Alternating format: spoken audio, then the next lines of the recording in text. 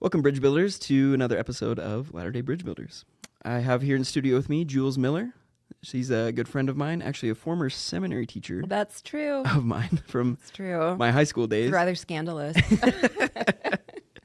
And we've stayed a little bit connected throughout the years, just kind of also personal life, like your field of work and stuff, kind of crossed paths with me and my wife a little bit, and just followed each other on Instagram and stuff and kept up with that. So she wanted to come onto the show and share a perspective that at least I haven't had on the podcast before. If you go back to our old episodes a couple years ago, me and Garrett had different interviews with mostly active believing members of the church, a few women, but Jules is the first post-Mormon or ex-Mormon. I'm not sure which one you prefer, but I go by, I call myself a post-Orthodox Mormon. Okay. I get real specific with it, There you but there's a lot of titles that work. Sure. Okay. So yeah, just a new perspective here on the show. Again, this is the Bridge Builders theme, so we're going to try to keep things, nuanced and provide both sides to the story. But Jules is an avid feminist, and I wanted to just pick her brain about some things. First off, remember to like, subscribe, follow us on our socials, Instagram, YouTube. And if you're able to financially donate to the podcast, I'd really appreciate that. There is a Buy Me a Coffee link in the description. So thanks. All right, let's get started. Okay. Anything you want to say before we kind of jump in a little bit? No, I don't think so. I'm just excited to be here. Okay. Well, thank you for being here. So a couple disclaimers. Like, we're going to be talking mostly about like women's issues in the church, how women are perceived, things that have happened in the past, currently, so forth, the way things are changing as well. And this can also be a divisive topic, even in the LDS spaces, like even in the believing side spaces, right? I think, there's certain influencers and podcasts that I've seen recently where there's like these more believing women kind of defending the church and like what has been going on within it, and they don't perceive like that there's any sexism, whereas there's maybe more progressive, liberal members of the church who are saying like, hey, there's some things that need to change. So It goes back and forth. And as a man, I've got a lot to learn about this. Something that really opened my eyes a few years ago was reading the essay Dear Mormon Man. Have you read that? I have. Yeah. It's, if anyone wants to check that out, it's dearmormonman.com. And it's this essay. I should have written the author down. Do you remember who it's written by? I think I know, but I don't want to miscredit it. Okay. So I'm not going to say out loud. Yeah. I'll look that up and put something. Anyway, I'll include that in the show notes. But it is an essay that basically describes like, what if things were flipped in the church? What if instead of a heavenly father that was heavily emphasized, it was a heavenly mother? Instead of a prophet, we had prophetess. If we had, there's a term that she uses like apostoless or something. Like, anyway. So it really just kind of opened my eyes to how male dominated the church is, I guess you could say.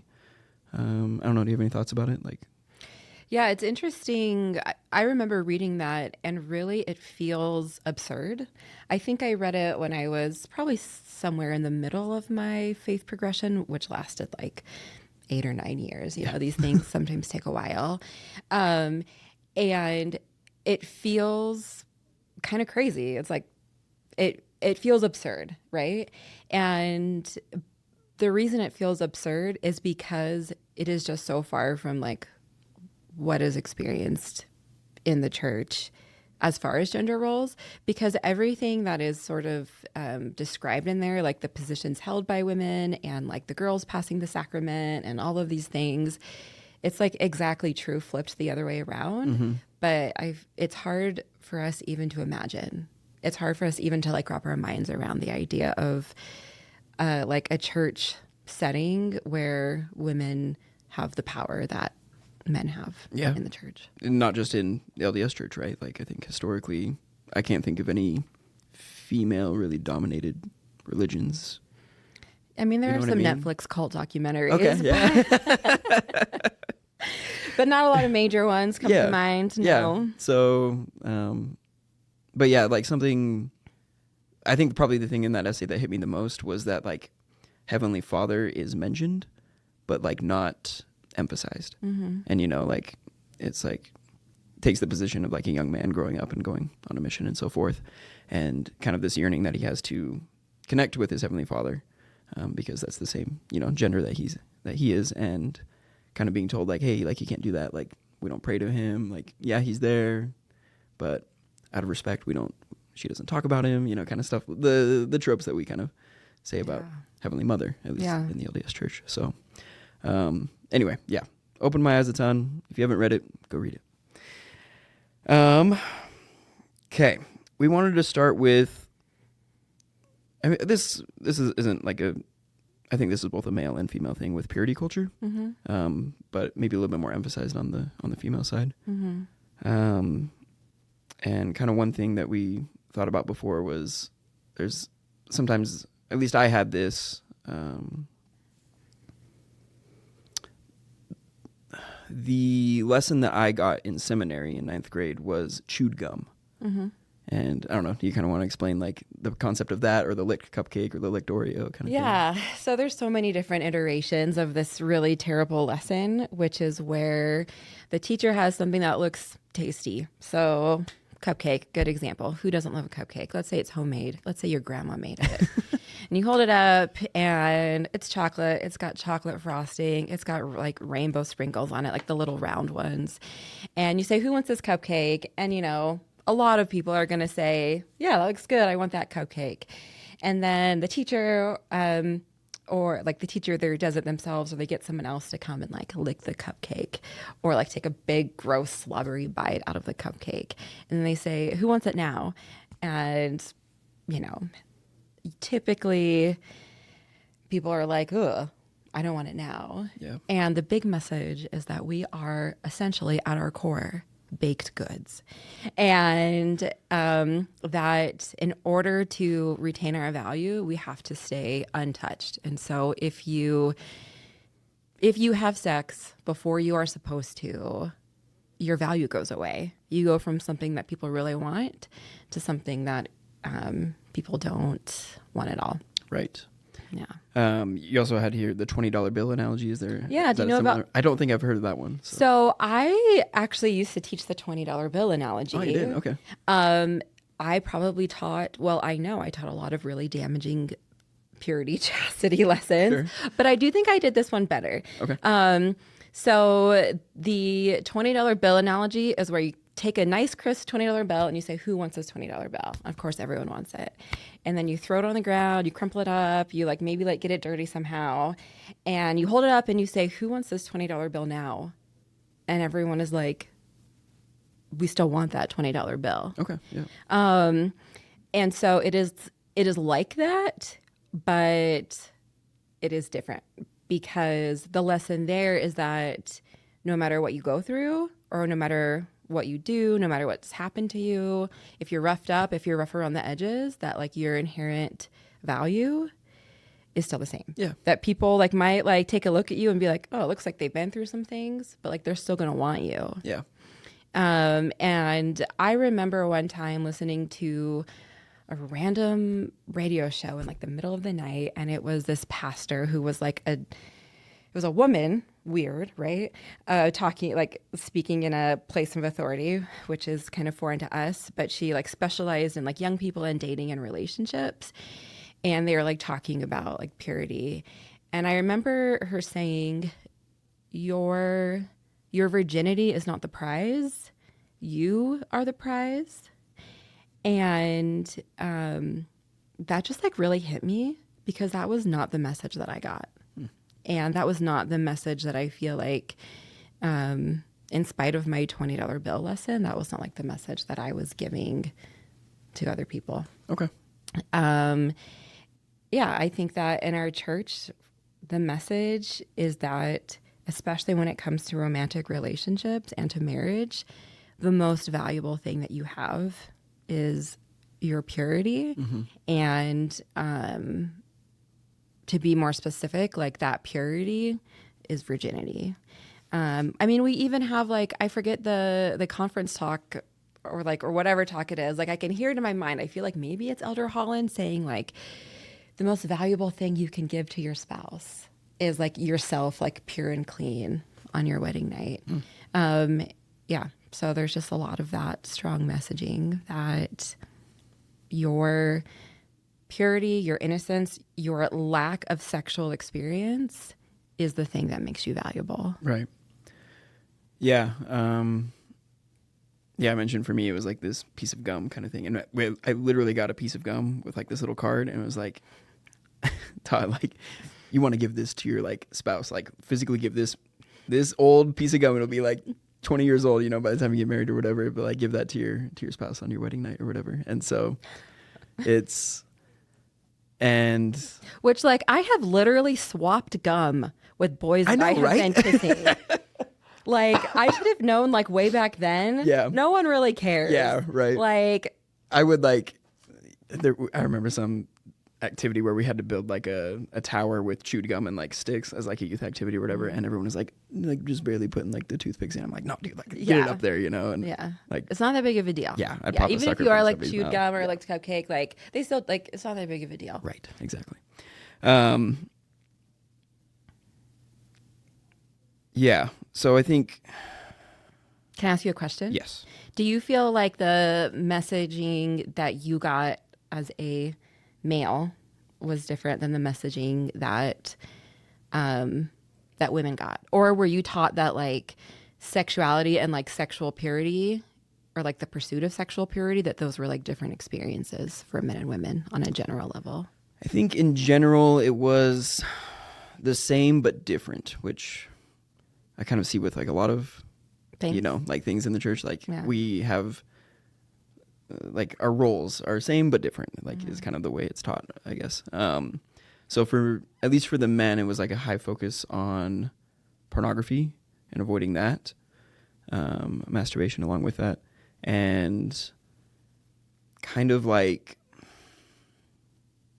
make sure you're looking for the right girl kind of thing.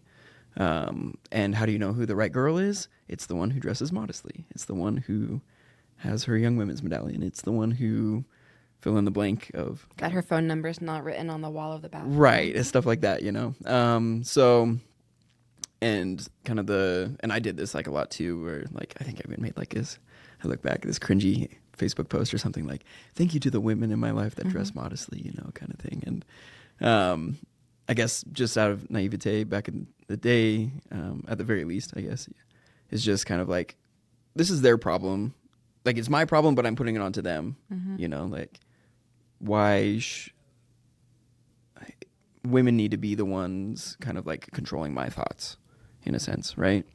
And when you're kind of taught that, then you kind of like, that's the way you kind of perceive. Anyway, this whole like messed up kind of view, I guess you could say, of just women and who they are and so forth. And anyway, that was kind of my experience as a straight man. Yeah. Being taught that. I think I was really surprised that I felt like women's sexuality was like not even acknowledged in a way. So I'm a convert. I joined the church when I was 16. And I was really like kind of, I mean, I was like all in. I was on board. I was like, yeah, like I was very committed, like when I joined the church, that I was not going to have my next first kiss, like my first Mormon kiss, until it was like over the altar in the temple. I was like very spoiler alert, didn't happen. No. Have never kissed anybody over the altar of any temple. But yeah, so I was like all in, but to me it felt like that men were treated as the sexual one. So men were like completely horny, had a very hard time controlling themselves. Yep.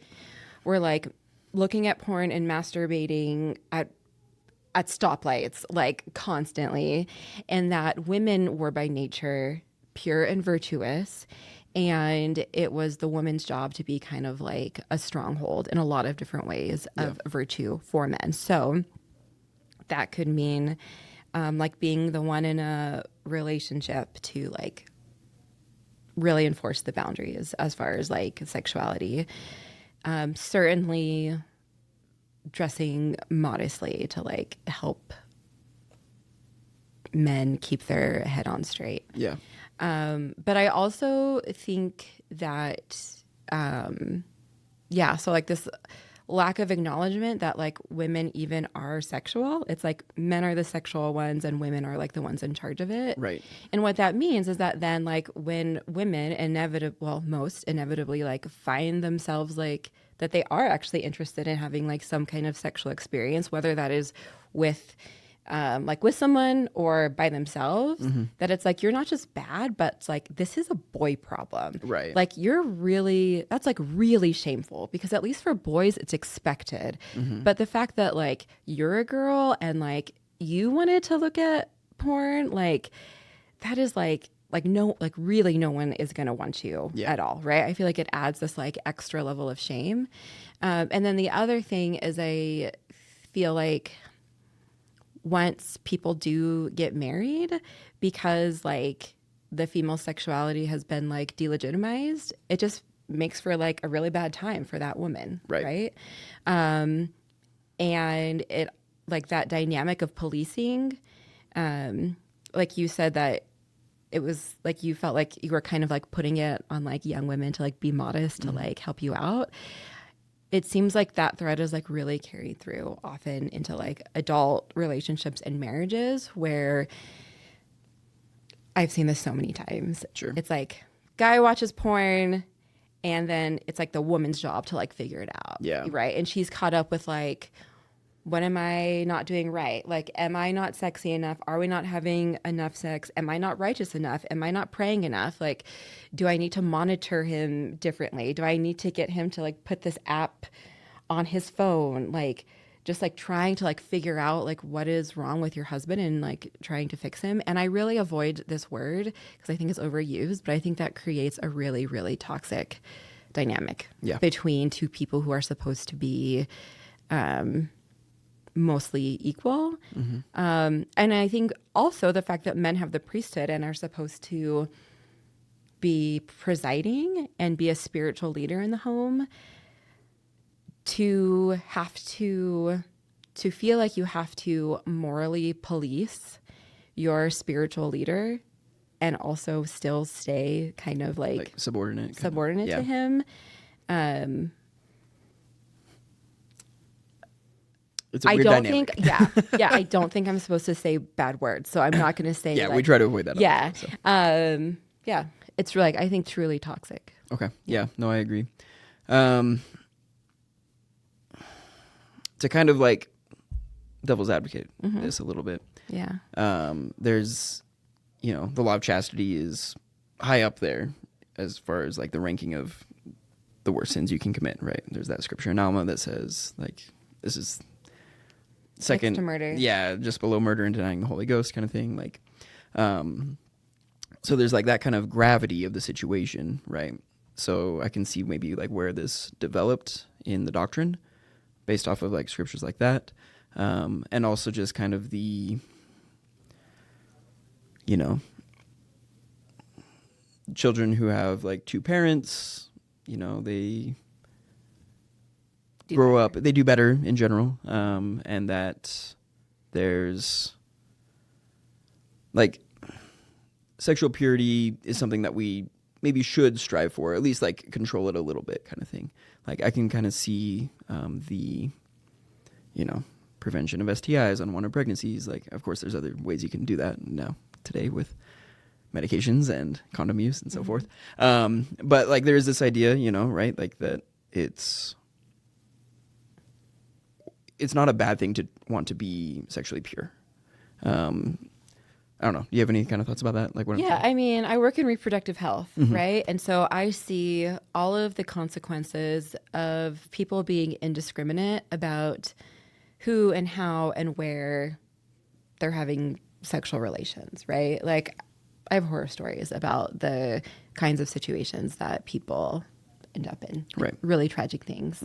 And I think that there is a ton of, wisdom to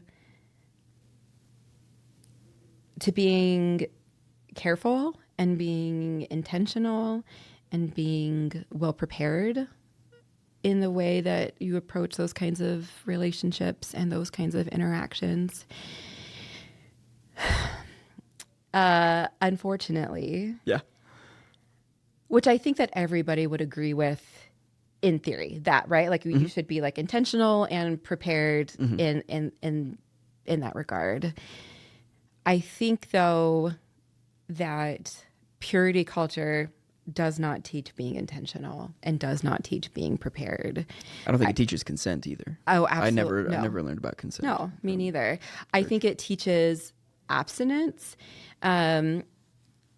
but there's like such a big emphasis placed on wait until you're married, wait until you're married, wait until you're married.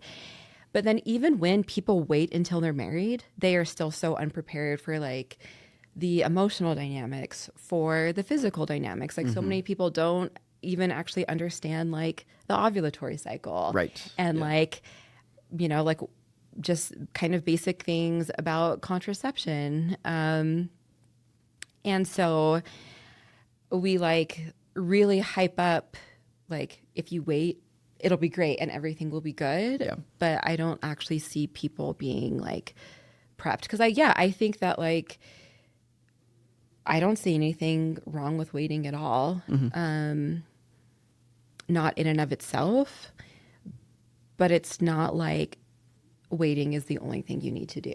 Sure. It's like, even if you are completely waiting, like there's so much knowledge that you can gain really to protect yourself, right? And protect the people that you're with. And I feel like those things also they're just like ignored. Like they're just like, Sure. They're just not taught. It's just not prioritized.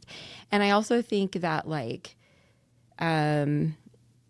there is like such a wide chasm between saying like, hey, you should like, it's like, it is okay or even good to have like moral principles surrounding this, and you should be intentional and you should be careful, and even like wait if that's what feels good to you and like that's what feels right to you. Like there's such a big gap between that and the chewed gum. Sure. Yeah, because I think analogies like the chewed gum, the licked cupcake, and so forth, like imagining a situation where someone joins the church when they're an adult and they maybe already had some sexual experiences outside of marriage. Like, I guess there's the whole like baptism, like repentance kind of thing, but at the same time, it's, you know,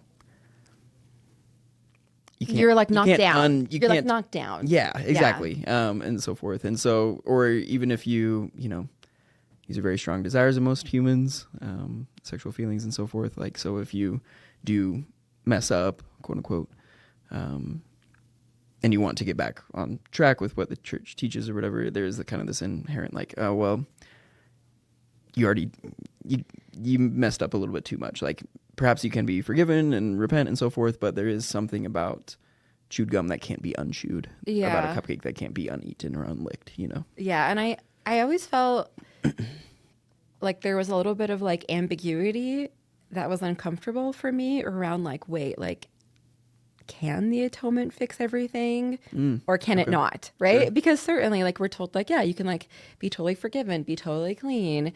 I got that message pretty strong and I like really believed that. But then we also at the same time, or I feel like I can say we got the message that like, you can never take this thing back. You know, like you can never, it can never be as it once was. Right. And so I felt like I always got kind of like these two conflicting messages at once. And I never was exactly sure like how to make sense of it. Right. Yeah, no, I agree.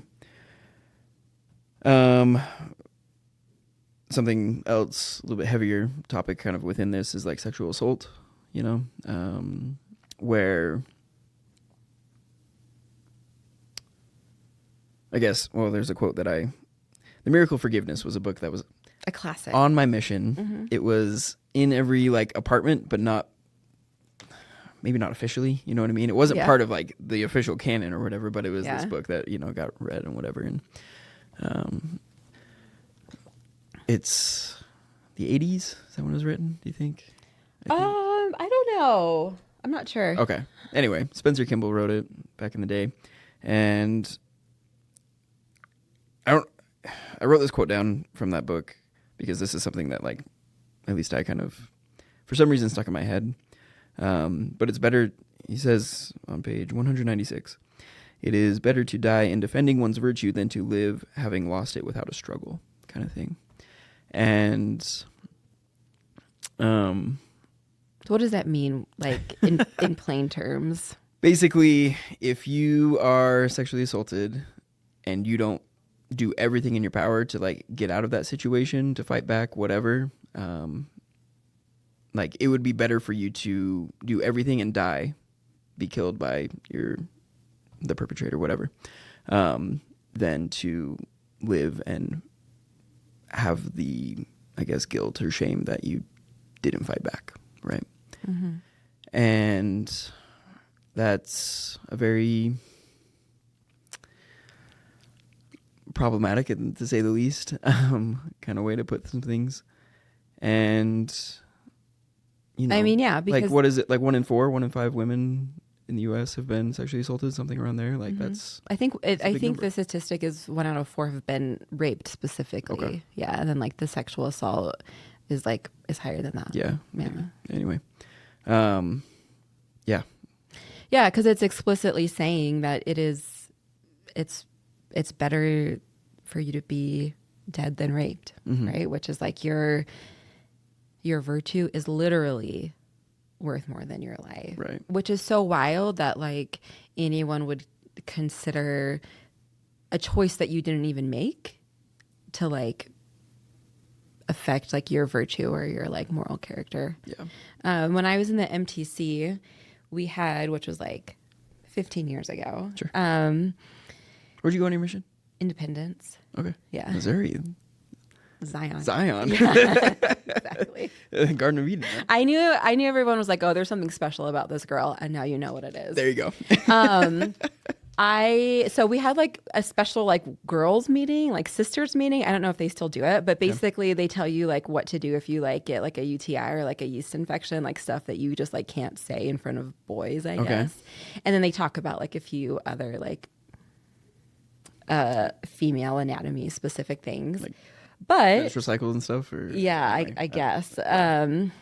But one thing that they talked about was, they don't talk about this quote, but they talk about this like topic. And I could kind of tell, like when I went, I was aware of this teaching. I was given the miracle of forgiveness as a gift when I was 16, when I joined the church. And I knew it was like in reference to this idea. Sure. And what they said was that if we're in a situation where like we may get assaulted, that whether or not we fight is up to us. Like they said, like we are not going to say that like you should fight to the death or you shouldn't. And I do appreciate that like that taught wasn't given to us. Sure. Right. But it's like, no, of course you should live. Like, of course that you should do anything. And like, I remember being like, oh, if my choices are dying or being assaulted, I'm being assaulted Right. literally 10 times over, you know? And like, even when I was like on my mission in the most Mormon, I'm like, I know that like God's not going to hold that against me. Okay. I know that that's like crazy. Yeah. But we have a lot of like teachings like this one that go against that, or even I think it was Elder Scott, I don't know, Yeah. like 10 No, years I know ago, that. I know that talk. that talks about abuse and is advising people who are victims of abuse that they should clear up with their priesthood leaders, whatever Whatever they might be doing, they had in the contribute abuse. to it. Yeah. And That was a conference talk. That was the conference. yeah, and it's still on the books. And obviously, typically, almost always in like abusive situations, there is like really strong power dynamics at play, and like the person who is being abused, like is making choices, but like they're not really consenting, right? And so I just can't imagine how much that like messed with a lot of people. Yeah. Also, just kind of thinking of like the if you were assaulted, what do you do in the moment? Like our bodies sympathetic response is just to survive. You're either going to fight, you're going to flight, or freeze is the other one that's often forgot about, right? And so in that moment, like, you can't think clearly. Like, it's, you know, lizard type survival mode, like all the way back with that kind of stuff. So I think I guess just kind of like put that on the person, like, oh, you didn't do whatever in the moment. Like, you can't blame anyone for how they respond to something in that moment, you know? Yeah. Cool. Yeah, we also had here kind of a couple different influencer, I guess, kind of stories about this. Macy Neely from Secret Lives of Mormon Wives. Yeah, some current events. Are you familiar with Macy Neely at all? Or? I have watched the show. I actually went to high school with Taylor. Oh. Yeah. Taylor Frankie Paul. Oh, did she go to Riverton? Yeah, she was in my class. Huh. Yeah. Cool. I had no idea. We did not go in the same circle. She was way more popular than I was or whatever. Yeah, right? So you guys took different paths. Yeah, exactly. So I hardly knew her, but little connection. Anyway, I do know Macy. I have watched most of the show. And Macy's actually one of my favorites, I think. Yeah, she's great. Do you know about her backstory at all? I know she had a husband who passed away. Is that right? So her boyfriend, her boyfriend at the time, the father of her first child, passed away while she was while she was pregnant. And she got pregnant while she was at BYU. And a lot with that. But then her boyfriend passed away while she was pregnant. But prior to that boyfriend, I know this because she has a book called Told You So that I just listened to, a little autobiography that she wrote. Yeah. So I know I'm the Macy Neely expert You're the now. Expert. Cool. But her first year at BYU, she was in a relationship with someone who was very abusive and sexually assaulted her multiple times. She was there on a tennis scholarship. She was like the star athlete, star tennis player as a first year. Her sister was the head coach. Her mom was like, also had been like a very influential tennis player. Like, she was the star, right? Yeah. At BYU on scholarship. And was also drinking, smoking, partying, and was in this abusive relationship that was abusive in a lot of ways, including sexually. And it's fascinating because her book, I mean, she like claims Mormonism loud and proud. Mm-hmm. This book like really makes BYU look really terrible. Yeah. Because she just talks a lot about like some of the details of her abuse and how she absolutely could not try to get help because of the honor code, because of like, oh, well, if I say anything, I'll get kicked out. He raped you, but you were drunk. And like, okay, like maybe it wasn't consensual that time, but oh no. And like, we don't hold that time against you, but there are like all these other times that you had interactions where it looks like it probably was. And like, that's not going to fly either. And so she had like she wasn't able to get help because like she had her college, her scholarship, her reputation, like all of this on the line. Right. And like our, just like our reputations and our place in the community is so tied to our worthiness. Yep. And people love to kind of split hairs and act like worth and worthiness are two different things, but they're not. It's two sides of the same coin. Yeah, like they have like technically they have like different definitions, but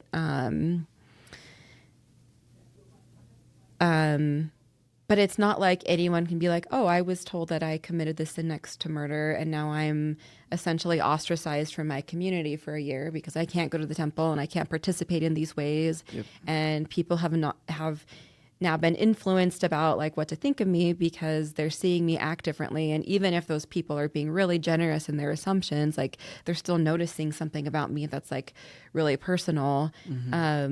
Like, I don't really feel like it's fair to say that like anyone is going to be like, but my worth is still exactly the same, you know? Like that's just not honest. Not the reality, right? Yeah. And like the whole the sacrament is a very public, at least with your, this is your community, literally the people who live closest next to you, right? The people you see once a week. Your family sitting Yes, right next to you. And if you're not taking it, like everyone's kind of, at least I felt this way whenever I didn't take the sacrament. Whether or not they were actually thinking it, I don't know. But just kind of like, oh man, everybody knows. Everyone knows. Everybody knows something's up. Yeah. And everyone could probably guess why I haven't taken the sacrament yet, right? As a 17-year-old boy. So yeah. And I always felt like when I saw people, because I never was told I couldn't take the sacrament because I was perfect and really mentally ill. But when I saw people not take it, I always felt like very generous towards them. I remember feeling like, I remember thinking like good for them that like whatever it is they have to work through, they're like working through. And I think that like most people like are generous in their assumptions, but it still wasn't my business. Right. You know, like it still wasn't my place to know anything about it. Yeah. To be in a position to give them the benefit of the doubt. Right. It just shouldn't have even crossed my mind as someone who was like simply an acquaintance to them and who they like hadn't made a conscious decision to like confide anything personal. Yeah. Yeah, for sure.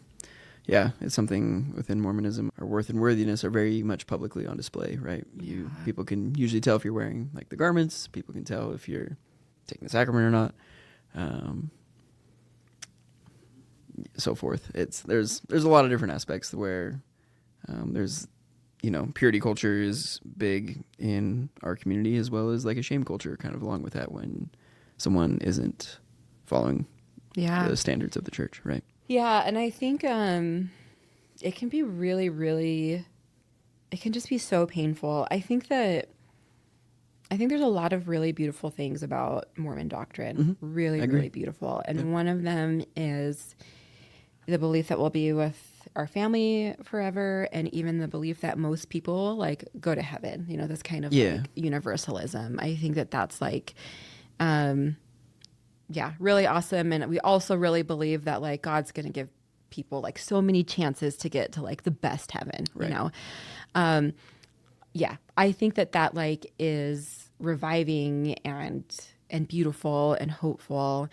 But one thing that I've realized is that like Mormonism is great at including people in the eternities, but they also can be really excellent at excluding people in the here and now. Yeah, that's a great way to put it. And,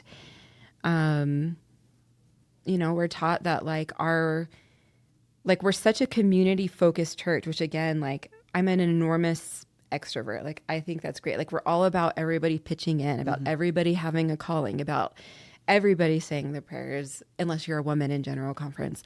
But like everyone until 2013. Yeah. But like anyone can like be a teacher, and we all have a role here. And you notice when people aren't showing up, or like, oh, when that family is like not sitting in their normal seat, and we all minister to each other. And I think it is like all so wonderful. Truly, I think it is also wonderful. And then at the same time, feeling like you've done something that makes you unworthy of your community is so painful. Yeah. Yeah. For sure. And it also can like make you kind of neurotic about, I mean, like the things that I like have confessed to bishops, like would make everybody at home laugh because I was just so afraid of being bad. You're maybe a little bit scrupulous. Oh, you think? yeah. Like, maybe not a little. yeah.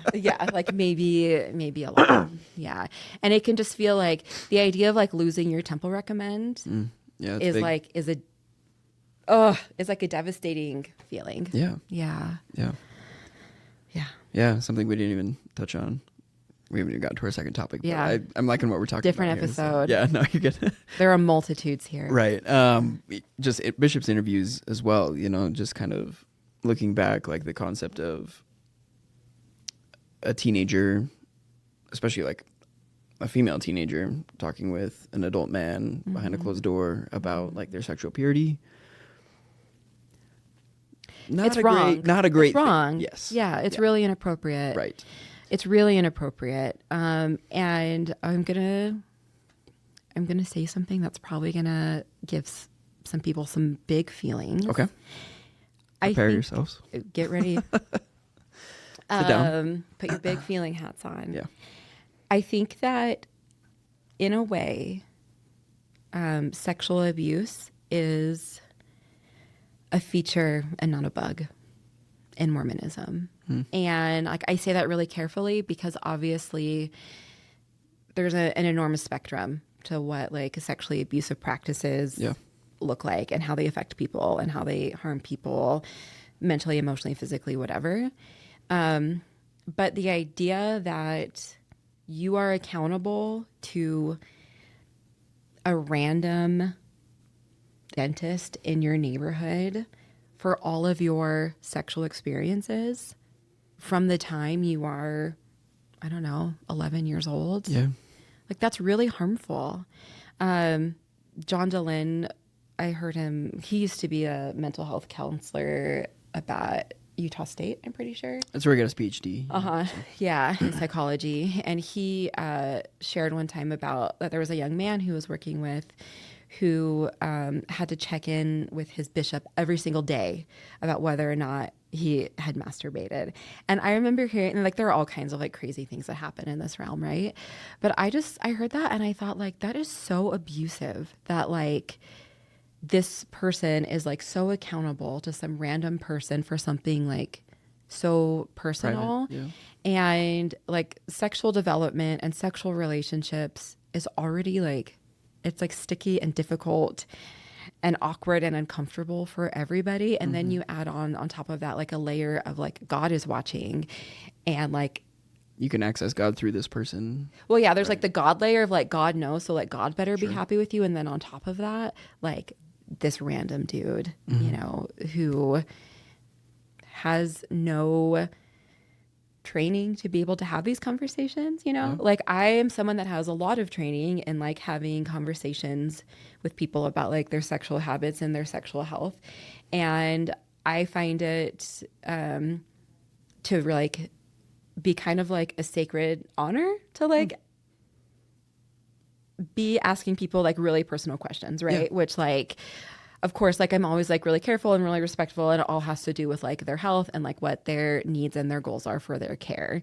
But you know, when I ask a question to someone like, how many people have you had sex with in the last year? Yeah. What genders are they? You know, like, do you have an, like, are you able to have an orgasm?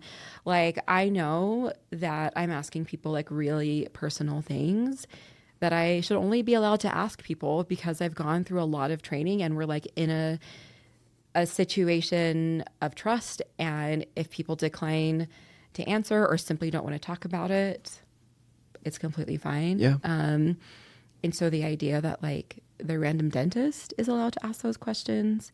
And that it's all tied to worthiness and worth, I think is the biggest difference as well. Because like you're asking these things in a professional manner, actually about like their health, you know, like what's going on. Yeah, like I'm here to help. Yes, yeah. exactly. And whatever is good with you is good with me. Just let me help and you. if they like kind of put up the barrier of like, I don't want to talk about it, you're gonna say, okay, Cool. like professional boundary, like let's go there. Whereas I think in a lot of bishops' interviews, stake presidents' interviews, etc., it's if you were to say, I don't want to talk about that, that's like a tell me more kind of situation. Yeah.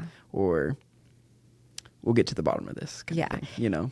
And I think I actually have argued in print, I don't know if you saw this, but I wrote an article for The Exponent talking about soaking and how I think that soaking is actually completely reasonable. Okay. I mean, I don't actually think it's reasonable on like a, you know, when we're using all of our brain power level. But I do think that we are in a religion, or we've been in a religion that really focuses on technicality. Yeah. And I think it focuses on technicality when it comes to sex as well. And we all know that people have been asked very, very specific questions when, you know, like in regards to their sexual encounters, right? So like, did he touch your nipple?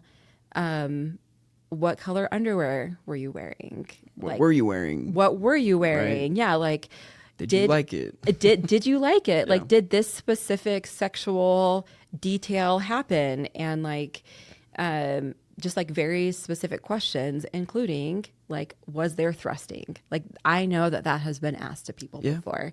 And so when young people, like as much as we love to look at, like I feel like in and out of the church, we love to like look at BYU kids and be like, oh, stupid BYU What kids. a case like, study. A bunch of idiots. It is a case study in literally getting off on a technicality. Yeah. Because like if you have been asked all of those specific questions, it is reasonable to think that like those specific technicalities matter. Yeah.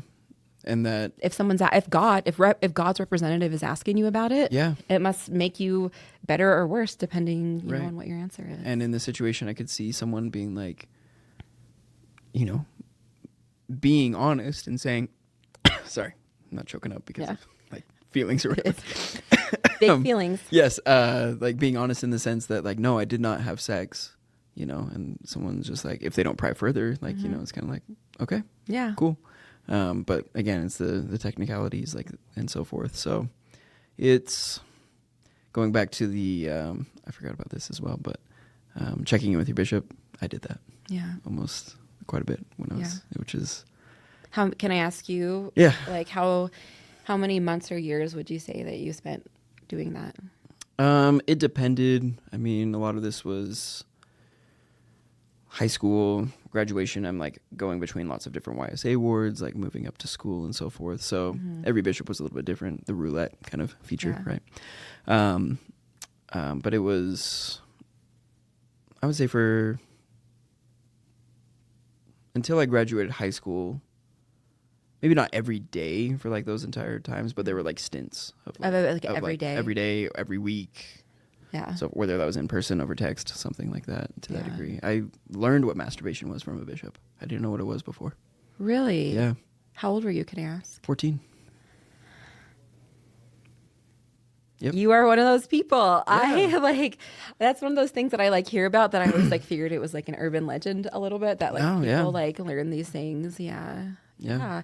Which is like, I feel like when you hear it like that, it seems like even more inappropriate that those like conversations are having, that like adult men are like introducing concepts to young teenagers that they are like completely unaware of up to then. And I'm a very curious kid, so once I like kind of learned, like, you know, you told me, I'm like, no, I don't do that. And then like not too long after, right?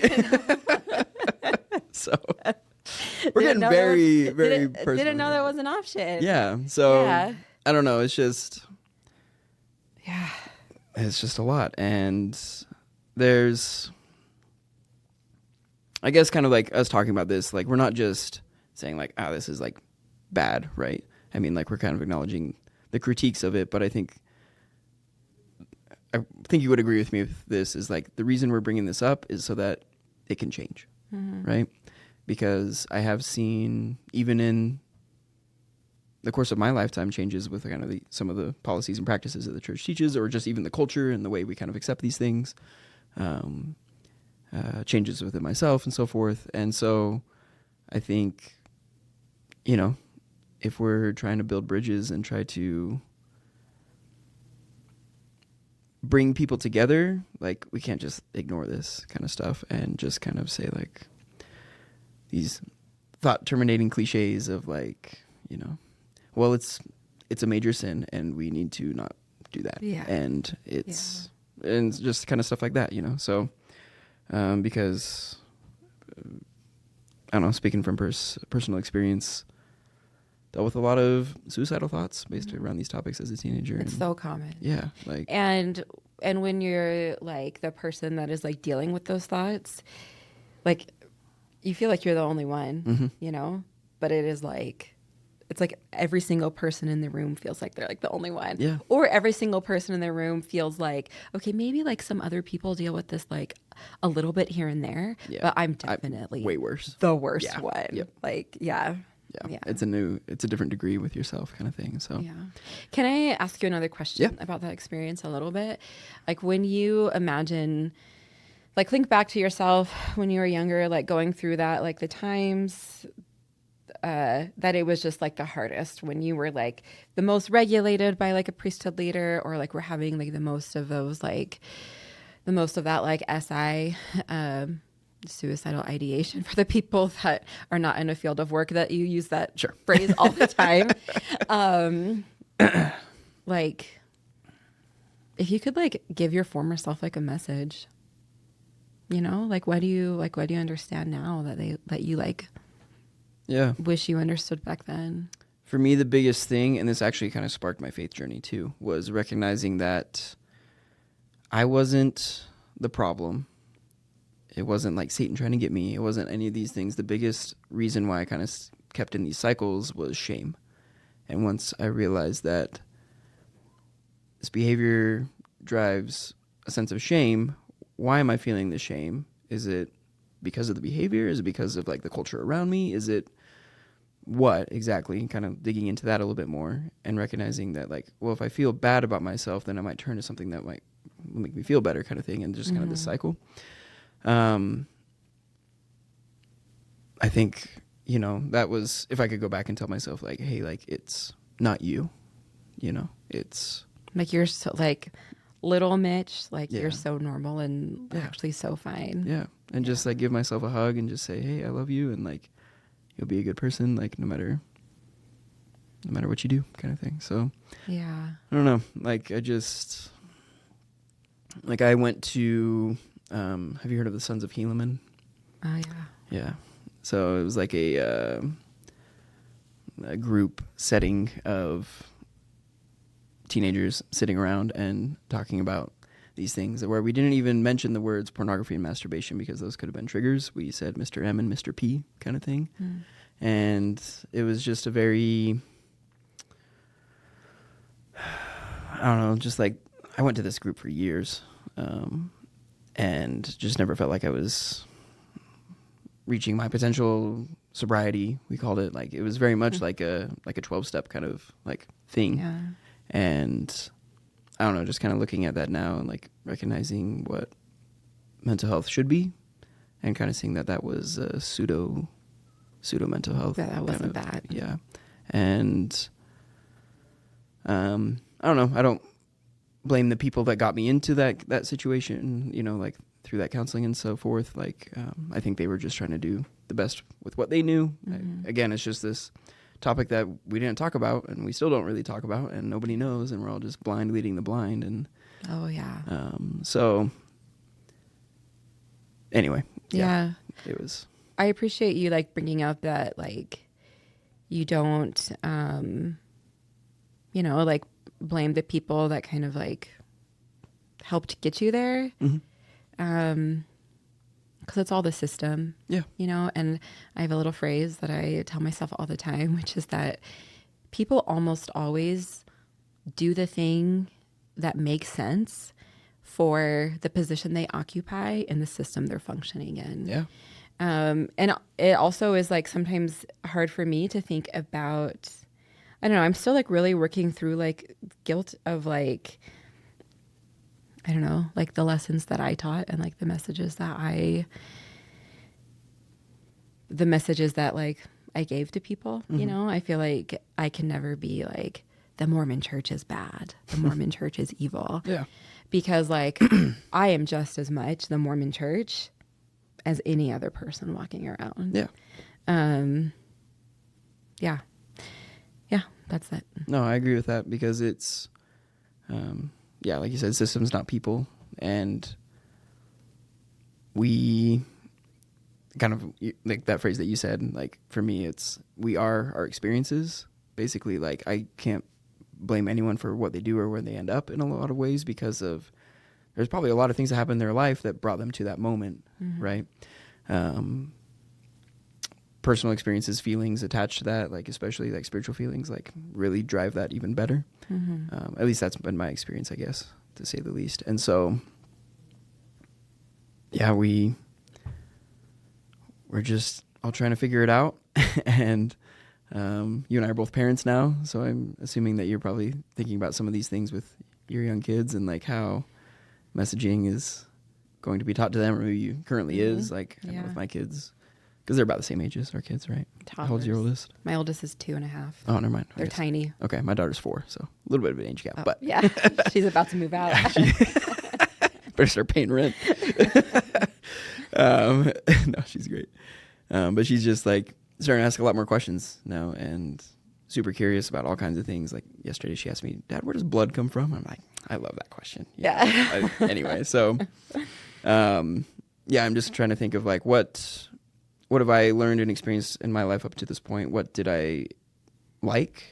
What did I not like? What was helpful? What was harmful? And how can I use those to help grow these little humans that are coming up after me? So, and we're gonna do our best and make mistakes, just like for sure. just like the people who were before having us. those thoughts about us. Yeah, exactly. So, but we're just taking it one step at a time, and I think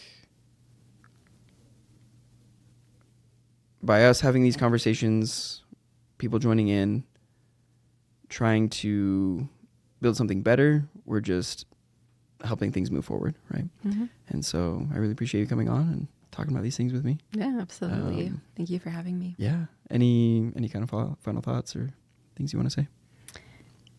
I think we said it all. Yeah. Everything that needs to be said has been said in this podcast. Write it down. Make a book about it. So, well, cool.